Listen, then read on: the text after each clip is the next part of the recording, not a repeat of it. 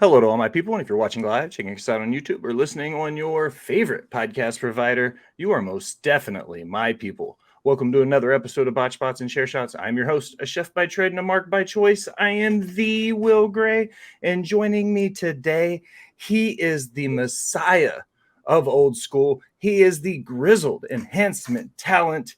He is Shawn Donavan. Shawn, thanks for coming on and chatting about some wrestling with me, brother. How are you? I'm fantastic. Thank you for having me.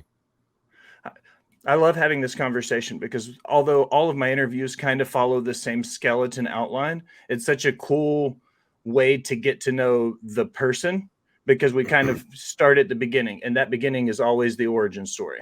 I Yep. always say I started watching wrestling at the tail end of the NWA days, late 80s, beginning in 90s when WCW began to take off. What did you get exposure to? What was the early stuff you remember watching as a fan? Yeah, I was exposed to being on the Northeast and on the East Coast. I was exposed to WWF at the time. The weekly television programs, Madison Square Garden Network would always host the house shows. They would be broadcast on TV. And then somewhere towards the late 90s, the cable explosion kind of changed things a little bit, at least in my area. So I then ended up getting exposed to WCW as well. Um, and then through the early 90s, through ESPN, I was exposed to the tail end of Global Wrestling Federation, which was USWA with the Jarretts out in Texas. So throughout the early 80s to the mid 80s to late 80s, I was exposed to a pretty large number of professional wrestling and got to see a lot of different styles, everything from your elite athletes in the WWF and that kind of global expansion to the kind of Southern Territory style of WCW to really Southern brawling territory style of the USWA and GWF. But kind of also ushering that era of the smaller guys in GWF as well. So I got exposed to guys very early on, like 1-2-3 Kid, as the Lightning Kid, as Jerry Lynn, and a whole host, Chaz Taylor, a whole host of the smaller guys. So I really got a mixture of everything through my early young years into my teenage years. So, as you became a young fan, everybody eventually has to have that conversation with themselves where they're like, I think I want to be a pro wrestler. I think this is the Right. direction I want to go with it. How was that Yep. conversation for you when you were like, okay, I want to be a pro wrestler? Did you pick a school? Did you go with a local indie promotion and start training? What did the training portion of your career look like when you decided, okay, I'm going to give it a go. I want to be a pro wrestler now? Yeah, I think for me it was, obviously as a kid, you grow up watching wrestling. We all have those dreams of wanting to partake and be a professional wrestler. I think for me, a young kid, I was very overweight as a child, grew up in a fantastic Italian household that served pasta every Sunday, things of that nature. So, you kind of think you see these larger than life characters on TV and you don't actually think, well, that I actually have a chance. And, through my now brother-in-law, his brother was a big wrestling fan as well. So when my brother-in-law and my sister started dating, we hit it off, pretty quickly. And he was the one who actually was, a number of years older than me that exposed me to independent wrestling. We're talking like 1994, 95. Didn't know that independent wrestling really existed. So I started going to these independent shows for many, many years with him and a couple of friends of his that actually were very close to Chris Candido and Tammy Sitch that knew them pretty well. So I got to travel and go to a lot of independent shows that they were on. And it just so happened when I was, I want to say this is late 1999. I was at a local independent show and there was a local journeyman there by the name of Kevin Knight, who was running a promotion at the time with a gentleman by the name of Michael Illians, known in the wrestling world as AJ Sparks. They had started a wrestling school and had a whole host of Eastern independent talent that was coming through those doors, as well as names that came up in that era, the ECW era. So you had these guys that are rotating out of the school. So I was at an independent show one day, and it just so happened they were advertising at their school they would be doing a one-day fantasy camp, and it was for those that were not in the business yet of professional wrestling. And the the catch to it was, it was a way to get your feet wet to see if you want to be a professional wrestler, but also the catch of the person that came in first that did the best athletically would be given free tuition to train. At the time, I was working 2 jobs, also working for my family's business, going to school full time. I was trying to save money. I didn't have a lot of money, just trying to make ends meet. I'm 19 years old at the time, so I grew up in a very working class family. So nothing was being given; everything was being earned. So I saved up some money, did the camp. Unfortunately, I didn't win, but the promoter AJ Sparks pulled me aside and said, "Hey, you did really well. We had you listed as coming in second out of the 12 people that did the camp. I can't offer you free trainings, but I can offer it to you for half." And I knew during the camp when I took my first bump and ran the ropes that this is what I wanted to do. So that day I cut him a deposit check that day, and I said, I'll figure out how to save the rest and be able to pay the rest of it off. And that was how I got my start in professional wrestling. When you go through the training process, this is one of the most fascinating parts about the conversation, because it's kind of everybody has a different entry story. And by that, I mean that first year getting in the business after you get out of training, breaking in, really green, whatever like homage or cliche you want to use looking into it. One of the things that I find, though, is when people talk about paying dues. And they talk about showing up early, staying late, tearing the ring down, putting it up, making sure you show up with your gear, even if you're not guaranteed a spot on the cards, all the important boxes you have to check early on. When you first came into the business, looking back on it now, 23 years almost, how important is it to pay dues in that first year of breaking into the business? Oh, I think it's huge. And I think for the reason why I say that I came into the business at a very different time.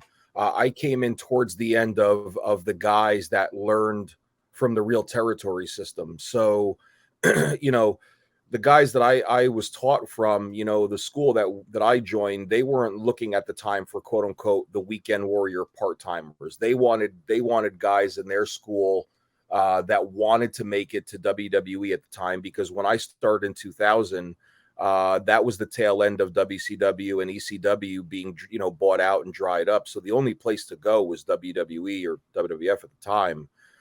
So, our school was outfitted with guys that were like-minded, athletes that were like-minded. And even though I wasn't really considered an athlete because I was out of shape, that's where the real paying your dues and getting in shape really comes into play. So, for me, it means a lot, because what I went through really taught me and earned the respect that I have for the industry, and teaching me that it's a privilege to be inside of a wrestling ring. Whereas today it's a little bit easier to get into the industry. For me, getting that tail end, not everybody is able to get into it. Growing up on the East Coast, when I came into professional wrestling, my school was one of only, I think, 2 or 3 schools and one of only 4 or 5 independent promotions running out of the state of New Jersey, and had a lot of prestige behind it. So, my first year was really learning the in and outs of the business, but also really putting in that work of, when you hear guys talk about the territory days and how they broke in, that you were basically broken and wanting to see if you would show up the next day. Our school was open 4 days a week and double classes on Sundays with an advanced class if you were invited to them. But every class, the start was very much the same. It was 200 jumping jacks, 150 push-ups, 300 squats, go do a lap around the building, come back. You would do wind sprints, wheelbarrows. We would warm up for about an hour before we would actually get in the ring, and then you would learn your bumps. And then in the beginning, it would just be bump after bump after bump, hitting the ropes. You'd come home every night, with bruises, wanting to take an ice bath every night. But for me, to coin the phrase, I was I don't mean to curse on the podcast, but I was a pig in shit, basically. I You can say whatever you want. We keep the E for a reason. Feel free. I was all up in it. I wanted every bit of it. And even though it was rough for somebody like me, all those calisthenics, and then the drive to really do it, going to the gym every day. I dropped 60 pounds in about 4 months, from eating right and coming to training and learning and working, being a sponge. I didn't have my first match for 6 months. And in that time, every show that I was at, it was the same thing. It was helping to set up the ring, helping to tear it down, doing security, learning how to be a cameraman, learning how to do the music, do ring announcing, referee, run the gimmicks to the back. I was learning every facet of the industry, not just in ring, but out of the ring. And then within that first year, having multiple individuals that had been somewhere in the industry coming through those doors, rotating, really played a factor in my early learnings early on. And then, even in my first year, our school having a working relationship at the time with WWE under Dr. Tom Pritchard, who was at the time was the head of WWE developmental. So I got great training early on from guys like Dr. Tom, Chris Candido, Balls Mahoney, Simon Diamond, all those guys that, came through the school and lent their knowledge every now and then. Was a huge learning experience, and that all shaped my learning and my psychology and my love for professional wrestling. So for me, it means a lot to me because I feel like I came up at a time in the industry where there was no such thing as a part-timer. And because everybody in our school was in the best shape, and everybody, even though the shows were a team effort, it was an individual effort to get yourself over and to be the best that you could. We were going out some nights and saying and watching the matches and saying, oh, well, this guy had a better match than me, so the next show I need to have a better match than him. So there was that professional friendly jealousy of wanting to get better because we all wanted to have the best match. We all wanted to get pushed. We all wanted to win championships, things of that nature, when you're very early on and you're full of that piss and vinegar. So I definitely think the era that I came up in was a much different era than today. And not to say that today's era is not great. I just came up in a completely different era where I learned from guys that came from the territories and the kayfabe, kind of era. When I was doing my due diligence on your career, I try to be as intuitive as I can, turn over stones, whatever. And I noticed you have two very distinct portions of your career. You have that early run, which is that like 2001 to 2005 and 6 period. Then you have from 14 through today. And you look at it like two very different careers almost. But looking at it from your side, how do you feel, and what the biggest differences between the person you were in those first 5 or 6 years versus the person you are now in the last 7? Yeah, I would say completely different. I mean, that early version of me was, all steam and very early, but also still very green. I think the Shawn Donavan of that era coming up, I was tied to one promotion mainly. And I hate to use this term, brainwashed, or drinking the Kool-Aid, but myself and a lot of people that came from that promotion, that's what happened to us. Because we had WWE coming to us, it was basically molded in our minds early on that you really didn't need to go out there and work that many places. And in reality, that was a hindrance to mine and many others of our career. But we were still out there working other places that were connected to the school that we came from, people that recommended us, things of that nature. So what ended up becoming of that and trying to really chase that carrot was burnout. When you're training 4 days a week and you're in your car driving on the weekends, you don't have a personal life. And, the trials and tribulations of trying to make it, being on your own for the first, 6-7 years of your career, doing WWE extra work, all that, it kind of gets to you that you don't have a personal life. And what happened was I burnt out pretty quickly. And I took a break in mid 2007 and took a break for about 3 years. I still stayed in contact. And then around 2010, I just started helping out on some different independent shows around the New Jersey area.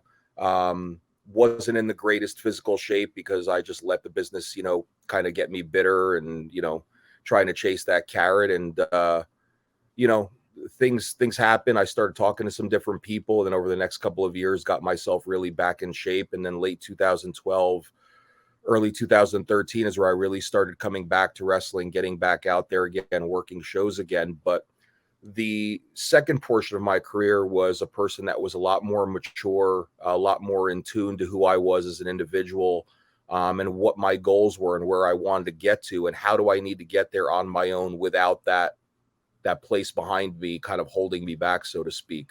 And through that, my career actually flourished in the second half because I kind of let go of all of that. And I just said, I'm going to go balls to the wall, but I'm going to have fun doing it. Those first 7 years, they were kind of fun, but they kind of weren't fun, because when you just have this one goal in mind, you become so crazed about it that it almost drives you nuts. And our industry can do that if you let it take a hold of you, whether you do it early on or you do it later on in your career. And now I'm having the best time of my life, just having fun and chasing opportunities, and whatever comes of it's going to come. So I definitely think the second half of my career is someone that is a lot more mature, a lot more vision focused, but also focusing on the fact that there is a life outside of professional wrestling. And I'm enjoying both sides of that coin in the second half of my career. So in this 14 to 23 run, roughly, you've had some amazing successes on the indies, no doubt. You've been up there, kind of a who's who of some of these top indie promotions. When you're going through them, I like to live in this fantasy world where the territories are still a thing, being in Nashville, Memphis, Texas, Philadelphia, especially with the remnants of the 2300, almost cult-like fans when you get into that Philadelphia area. Having been all over the country and worked the way you have, do you still feel a territory or regional difference based on the kind of wrestling that the fans want to see, or the way you've got to work from city to city or market to market? Yeah, absolutely. I think you do. I mean, I see it, the East Coast has really become, the East Coast into the New England area has really become that very centralized indie, what you would call today's indie style of wrestling. It's very fast paced. There's a lot of acrobatics involved.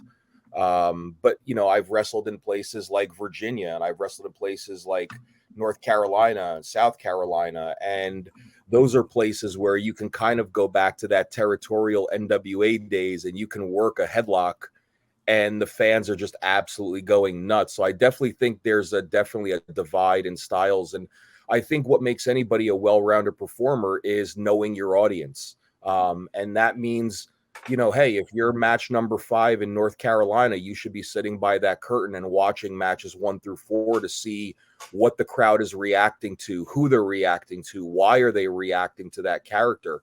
And the same thing here. If I'm working in Philadelphia or if I'm working in New Jersey, I should still be watching the matches because I want to know what that audience is responding to. Is it more of an adult style audience where, you're going to hear the "this is awesome" chants and "this is wrestling" chants, or is this a crowd with a lot of kids? So again, I have to know when I walk through that curtain, what type of audience am I catering to? And that's also going to define the style of wrestling that I'm going to portray that night. If it's an adult crowd, yeah, I can get a little bit more adult themed and things of that nature. But if I'm wrestling in front of a group that's mainly full of children, okay, I know the character that I am, but I maybe need to drum it down a notch and keep the match simple, because if those kids are going to react, they're not going to necessarily care or react to 50,000 high spots. But if I tell them a nice, simple story of here's the villain and here's the hero, and I'm the villain that's doing everything I can to cheat the hero, well, when that hero makes their big audience, but it's definitely it definitely still is a territorial thing. I mean, you can go into other parts of each state, and each of those promotions are going to have their own style of what they're looking for too when they book performers. So definitely a territorial piece, but the business has evolved where the wrestling is a little fast paced, but I think it just takes that experience level to just know your audience and know what to give them. And for example, if the first 4 matches on the card are giving them the acrobatic, all that type of stuff, well, I need to go out there and give them a completely different flavor of ice cream. When you look at the way the Okay, this is going to be kind of a weird question for me, the way I worded it. The way you just said something made me immediately come up with this question in my head. When you book a wrestling show from beginning to end, are there Mhm. similarities to the way you would produce a match? And I know a lot of times you'll call a match on the fly, but do you want the same ups and downs in a card when you book a whole card, the same way you need those ebbs and flows in your match? Is it just a much larger scale? I think so. Yeah. I mean, obviously, you don't want to have, if you have an 8 match card, you don't want every match doing the same thing. And I think if you're a good booker or you're a good promoter and you're running the show, I think you need to have a talent meeting with that locker room, and you really need to lay out exactly what you're looking for in every match. Because if you don't, and you leave the talent to their own devices, they're all gonna, a lot of times, if some of those performers have those same styles but are in different matches, a lot of times you're going to get the same style match. And I think that's where the promoter and the booker need to kind of come together and say, okay, we've got an 8 match card.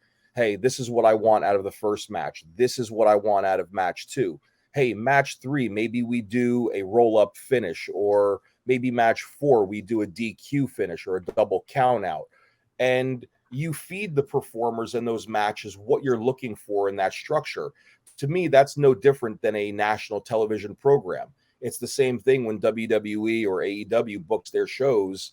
The matches all have to be different. They all have to have ebbs and flows in them, just like within a match, it has to be an ebb and a flow, because you want to get maximum reaction out of the talent. If match 1 through 4 is a car crash, by the time match 5 comes out there, the crowd's going to be so exhausted that you could probably set your opponent on fire and they wouldn't react. So you've got to give a unique flavor of ice cream. I always say, and I learned this from Dr. Tom Pritchard, wrestling is all ice cream. It's just different flavors. So maybe match 1 is chocolate ice cream. Maybe match 2 is vanilla. Maybe match 3 is Rocky Road. If you feed them chocolate every match, they're going to get sick of chocolate, just like a child would get sick of eating chocolate every single day. Unless you're me, I could eat chocolate every day. But yeah, I definitely think you have to have those ebbs and flows in building a card as you would, building a match itself.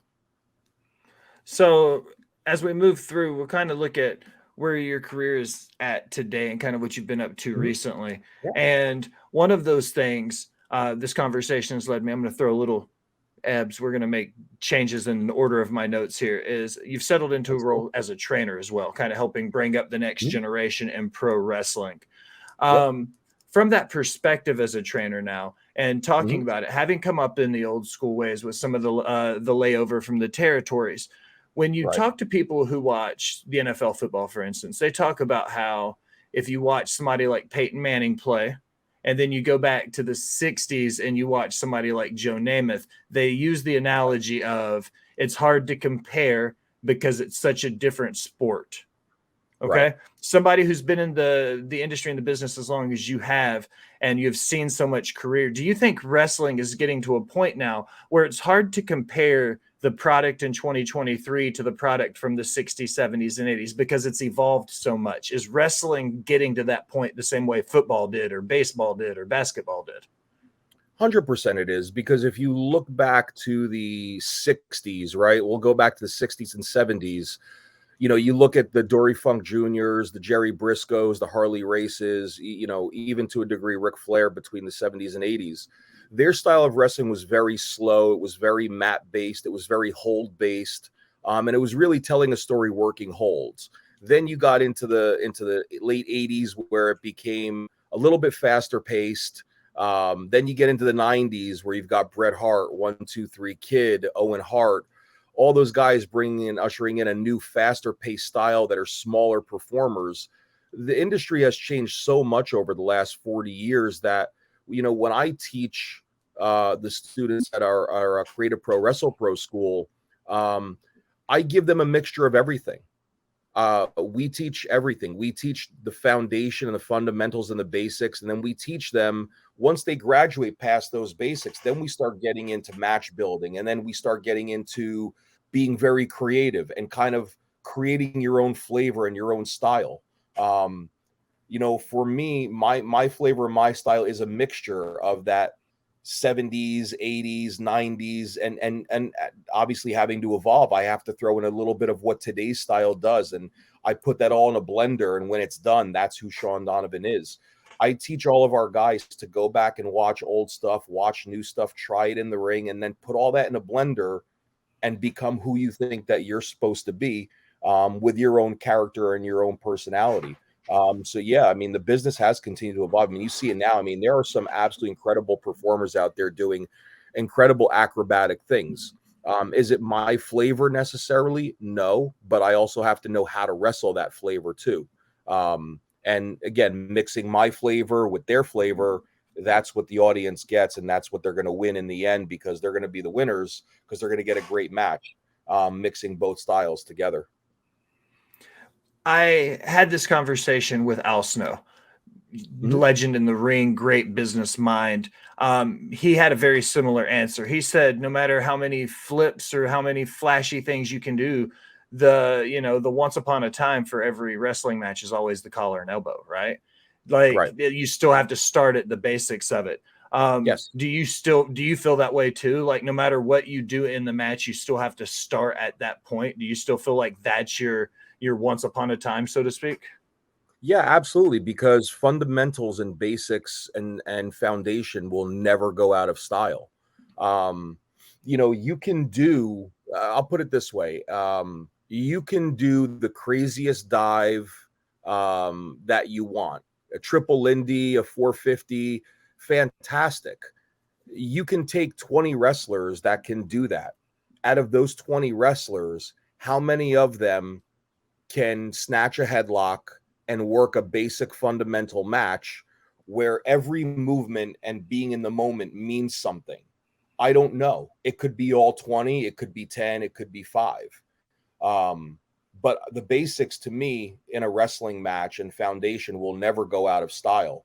I look at it today, right? I was actually just running a show for Wrestle Pro last week, and obviously running it, I'm out watching all the matches. I saw some incredible things go on, but I didn't see a lot of great basics and fundamentals from some of the matches. They got into the high spots very quickly. I am a fan that you can do that in certain matches, and then in certain matches, maybe you need to start slow with the basics and the fundamentals, and then you ramp up to the high spots and the dives and things of that nature. Psychology in wrestling is such a broad art for us, because the wrestling ring is a canvas, and it's up to us to paint that picture for the audience, whatever that flavor is. But for me, and the way that I teach and the way that I go about things, I teach all of our students that it's great that you want to learn and get to the dives, but you need to learn and be a master at the basics. Because I teach that, because if they ever do a seminar or are ever invited to a tryout where somebody of prominent power is there, they're not going to care about the dives. They're going to care about your basics, your fundamentals, your footwork. And that all's proven when you hear about guys and girls that go to WWE tryouts.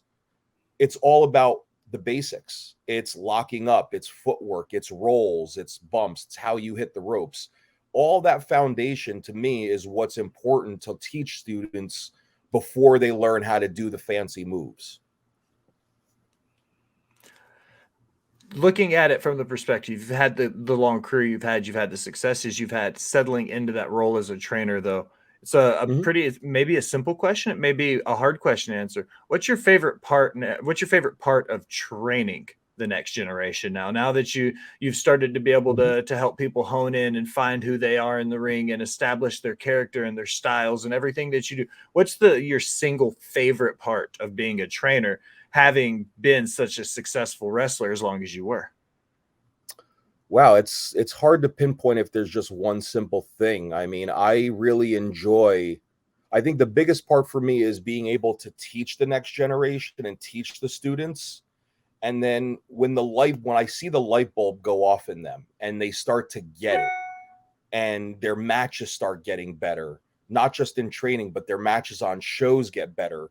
And then they send me their matches when they go out there and they work other promotions. And I see that the fundamentals are there and the basics are there. And then all of a sudden they're ramping up and they're having this incredible storytelling match. To me, that's the high point for me, because it shows that they're taking direction. It shows that they are open to constructive criticism. They're open to advice. But at the same token, I'm also teaching them that there's not a specific way that you have to do it, right? I'm there to teach you all the basics and the fundamentals. You're there, as I mentioned earlier, to create who you are and what your style is. And just by me watching the match, I'll be able to tell what that story is and what you're getting across. And to me, when they start succeeding and they start getting out there and they start getting booked multiple places and they're putting in the work, they're doing the drives like I did, they're going to shows and helping to set up to earn a spot. Those are, to me, the things that are near and dear to my heart, that really kind of put a place in my heart that I guess you could say it's something that money can't buy. It's a special feeling. I like hearing those kinds of stories. It's one of the perks of the job really is when you get to ask somebody a question, they give you like a genuine answer like that, and you just feel it. Also, one of the cool parts about this job is I inadvertently cross paths with people that I interview before I interview them without realizing it. For us, it was the Crockett Cup. I had a chance to be in Winston-Salem for both days of the Crockett Cup. Amazing. You got to compete in it. How cool was it to compete in the Crockett Cup with such a rich history of the NWA and everything Billy's doing right now to rebuild those three letters? What was it like for you guys to be a part of the event this year? I think one word comes to my mind, and that's humbled. Growing up a fan of professional wrestling, and even, as I mentioned earlier, having the ability to get WWF and NWA, WCW on my TV, I always was drawn more to the NWA just because for some reason as a kid, I just loved that style of professional wrestling.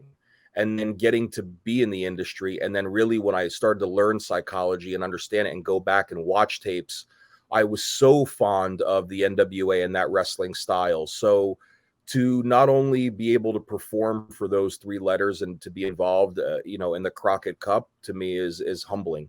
My hope is that something down the line will come of it, maybe more. And if for any reason it doesn't, I continue on the grind of continue to do what I do. But it was an absolutely incredible experience to not just be in the presence of the legends that were there, and to be able to kind of talk to some of them and kind of share my appreciation for what they did for the industry and for me, as a whole. But just being able to perform in that prestigious ring is something that I hold near and dear to my heart. I had a blast on my side of the barricade, 48 hours of nonstop party. Everybody I've talked to on that side of the curtain also said very similar things. Amazing time. This, however, is my favorite question. It's always the last one I ask before I do my 5 random. And this is, we're going to hop in the Wayback Machine. We're going to go back 2000, so 22 years, 23 years, depending on where we want to go and how far back, what this means to you. Go back to rookie Shawn, day one, night one. You have a chance to talk to that man before he walks through the curtain for the first time. What advice do you give that person knowing everything that you know today? Don't drink the Kool-Aid. Go out and be your own person. That's, if you listening to the conversation we just had, that may have been the absolute perfect answer to that question. I didn't think there was a right answer to that question. You may have just given it to me. All right, Shawn, the hard work's over. This is the easy, fun part. I always close all of these with 5 random questions that are just for fun, some having to do with wrestling, some not. I've got yours queued up. You ready? I'm ready to roll. Question number 1. What's your favorite movie? Wow. Goodfellas. Solid pick. Any kind of like gangster movie like that, like a Bronx Tale, Goodfellas, Scarface, always a go-to. Question number 2. What's your favorite venue you've ever had a chance to work a show in? The original ECW arena before it was remodeled. Also, just one of those, can't go wrong with that answer. No. Question number 3, completely unrelated to wrestling. What's your go-to vacation spot? Definitely Aruba. Ooh, I've been to the Caribbean, so like on a cruise and stuff. Amazing to get down there. Question number 4. It's an either or. giving away the medical necessities here. Would you rather never get hungry again or never get thirsty again? Ooh. I'd probably say if it's either, never get hungry again. That I would probably say, I'm the opposite. I could probably never get thirsty. Being a chef, like I like food. So the Right. idea of like losing that want to eat, I don't think I Right. could do that. Question time I'm going to ask this question of all the interviews of all the 5 randoms. If you were to look at somebody who said they'd never watched pro wrestling before in their life, what Mhm. match do you tell them to watch? Bret Hart versus Mr. Perfect, SummerSlam 91. That is a fantastic answer. It's been a long time since I've seen that. That SummerSlam 91-92 push going to the Wembley show with Mhm. Hart and a British Bulldog. Bulldog, that whole build over that like 18 months between those Yep. shows, chef's kiss. I All agree right, 100%. Shawn, this is everybody's favorite part now because I finally shut the hell up and I don't say anything. Plug your stuff. Tell everybody your socials, where to find you. If you've got anything you want to tell us about Creative Pro, anything along those lines, the floor is yours. Tell us what's going on in your world. Appreciate it. Yeah. So you can find me on Facebook just under Shawn Donavan. I am on Twitter and on Twitter and Instagram at Shawn Donavan01. You can also find me on Twitter as the Grizzled Enhancement Veteran. A little funny tagline name, kind of taking a shot and a pun at the industry itself a little bit. You can also find me a part of my main promotion, which is WrestlePro, which is out of New Jersey. I am the coach and one of the trainers at the school, along with Leon St. Giovanni and Bobby Wayward. The head trainer there is also the owner. His name is Pat Buck. He is one of the head producers and talent relations for AEW. You can catch myself at pretty much every WrestlePro show if you're in the greater New Jersey, New York, Connecticut, Pennsylvania area. I would encourage you to check out our promotion.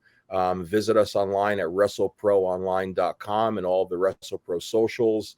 We do some fantastic smaller events, but we do some larger events at the Rahway Rec Center every couple of months. So please come out, but also if you are in a local area where there is independent professional wrestling, please support your local independent professional wrestling promotions and professional wrestlers. Give them the time of day because they will go out and give you your money's worth. Shawn, it's been a hell of a conversation, brother. I appreciate you stopping by and chatting about some wrestling with me, man. I appreciate you having me on. This was a lot of fun. Thank you so much. For the Messiah of Old School, Shawn Donavan, I am the Will Gray. Thanks for stopping by and listening, my people.